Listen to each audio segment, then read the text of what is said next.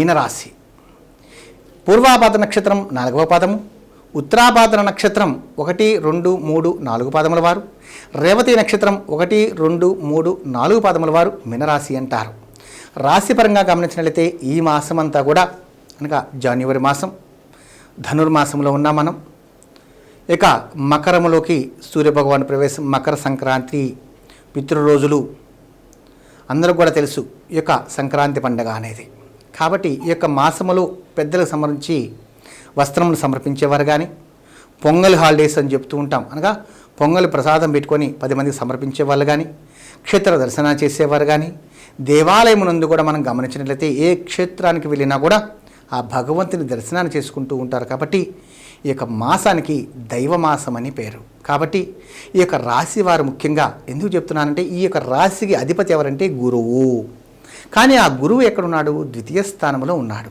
కానీ రాశి స్థానంలో ఎవరున్నారంటే రాహు ఉన్నందువల్ల, గురుస్థానంలో రాహు ఉన్నందువల్ల మనలో ఉండే ఉద్రేక స్థితి కొంచెం ఎక్కువగా ఉన్నందువల్ల ఎవరి మీదంటే వారి మీద కొంచెం గట్టిగా మాట్లాడటము, మాట్లాడే విధానంలో సమస్యలు తెచ్చుకోవటం, అంతేకాక కంటికి సంబంధించిన నరములలో బలహీనత, కంటికి సంబంధించిన ఆపరేషన్ సర్జరీ జరిగే అవకాశం ఉంటుంది. కాబట్టి తగిన జాగ్రత్తలు తీసుకోవటం, ఏదైనా ఒక పరికరములతో మాకు పని చేస్తున్నప్పుడు కంటికి సంబంధించిన జాగ్రత్తలు తీసుకోవటం, ముఖ్యంగా కళ్ళు, చెవులు, ముక్కు, నోరు ఈ విషయములలో మనం తగిన జాగ్రత్తలు తీసుకోవాలని, గర్భస్థానానికి సంబంధించిన సంతాన ప్రయత్నాలు చేస్తున్నటువంటి వారు కూడా ఈ యొక్క మాసం నందు తగిన జాగ్రత్తలు తీసుకోవడం ఉత్తమమని, ఎలాగంటే అలాగ ప్రవర్తించడం ద్వారా అనేక రకాల అనారోగ్య సమస్యలు వచ్చే అవకాశము, గర్భదోషము జరిగే అవకాశం ఉంటుంది. కాబట్టి తగిన జాగ్రత్తలు తీసుకుంటారని, ఇక మాసాంతం కూడా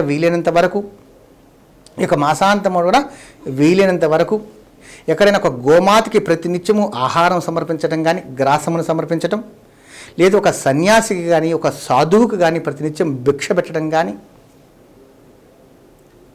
తప్పకుండా సరైన మార్గాన్ని మీరు ఎంచుకుంటారని, ముఖ్యంగా ఏదైనా ఒక అంకెపరంగా మనం గమనించినట్లయితే 5వ నెంబర్ వీరికి శుభసూచకమని, అంతేకాకుండా భిక్ష పెట్టడము, గోమాతకి గ్రాసమును సమర్పించడము, పెద్దల యొక్క ఆశీస్సులు తీసుకోవటము, ఏదైనా ఒక దివ్యక్షేత్రములకు వెళ్తున్నప్పుడు కొంచెం బెల్లము, పాలు, బియ్యము తీసుకువెళ్ళి దాన రూపంలో సమర్పించటం, ఈ మాసమంతా కూడా చేయటం ద్వారా వ్యాపారములలో అభివృద్ధి, సంతాన సౌభాగ్యపరంగా ఉండే ఆటంకములు తొలగిపోవటము, గర్భస్థాన దోషములు తొలగిపోవటము, చక్షు నాసికా స్తోత్ర కంఠ గర్భదోషములు చెప్పిన విధంగా ఇక కంటికి సంబంధించిన దోషములు తొలగిపోవటము, అనేక రకాల సమస్యల నుంచి బయటపడే అవకాశం వీరికి లభిస్తుంది. కాబట్టి ఈ యొక్క మాసమును దైవమాసం అని చెప్తున్నాను. కాబట్టి తప్పకుండా తగిన జాగ్రత్తలు తీసుకుంటారని భావిస్తూ, ఇంకా అవకాశం ఉన్నటువంటి వారు మునగ ఆకు ప్రతి నిత్యం కూడా స్నానం ఆచరించేటప్పుడు నీటిలో వేసుకొని స్నానం ఆచరించడం ద్వారా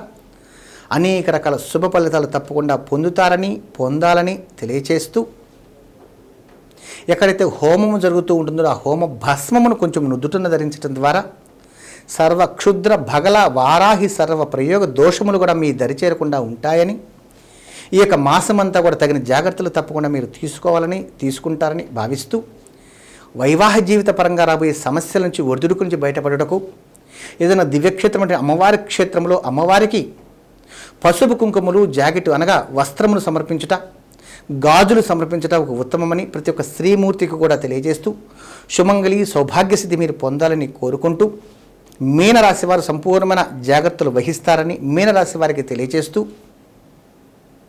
మంత్రపూర్వకంగా మనం గమనించినప్పుడు ఓం హ్రీం శ్రీం శివాయే నమః. ఇంకా అవకాశం ఉన్నటువంటి వారు ఓం ఐం వెంకటేశాయ నమః ఈ యొక్క మంత్రమును 24 సార్లు పఠించి సర్వకార్యమునందు విజయప్రాప్తి పొందుతారని భావిస్తూ, ఈ మాసం దైవమాసం, దైవకృప మీకు సంపూర్ణంగా లభించాలని కోరుకుంటూ, శతమానం భవతి శతాయు పురుషస్యతేంద్రియ ఆయుషేవేంద్రియే ప్రతిష్టతి మనస్ఫూర్తిగా దీవిస్తూ, ఖచ్చితంగా లైక్ చేయండి, షేర్ చేయండి, సబ్స్క్రైబ్ చేయండి, 10 మందికి తెలియచేయండి. మీ రామకృష్ణ స్వామి నర్సింగోలు. ఆయుష్మాన్ భవ.